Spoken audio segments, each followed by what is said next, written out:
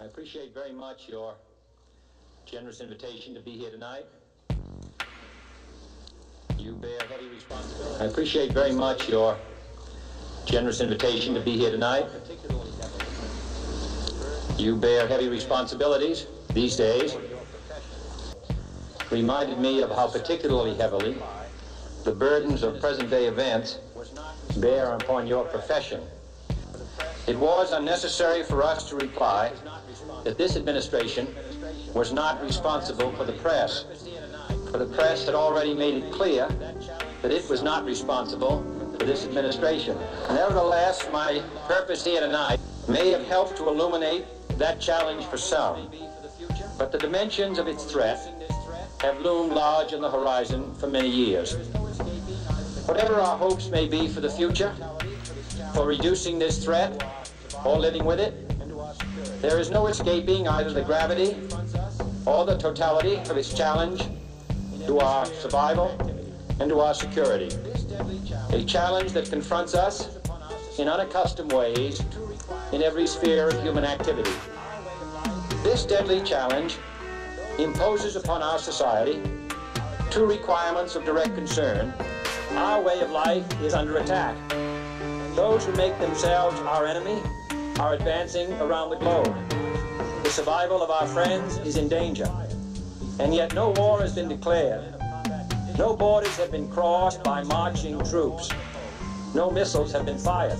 Before it imposes the self-discipline of combat conditions, then I can only say that no war ever posed a greater threat to our security.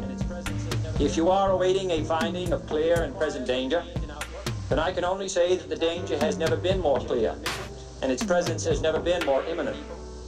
It requires a change in outlook, a change in tactics, a change in missions by the government, by the people, by every businessman or labor leader, and by every newspaper. For we are opposed around the world by a monolithic and ruthless conspiracy that relies primarily on covert means for expanding its sphere of influence, on infiltration instead of invasion, not headlined. Its dissenters are silenced, not praised.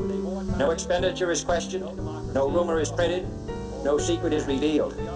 It conducts the Cold War in short, with a wartime discipline no democracy would ever hope or wish to match if we are to oppose this kind of attack, as well as outright invasion.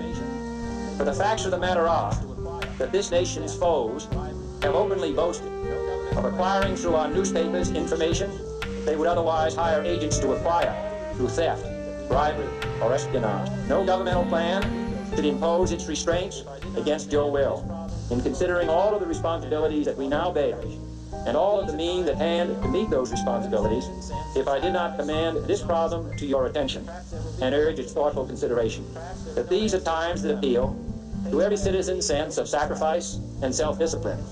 Perhaps there will be no recommendations.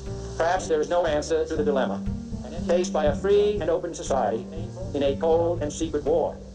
In times of peace, any discussion of this subject and any action that results are both painful and without precedent. But this is a time of peace and peril.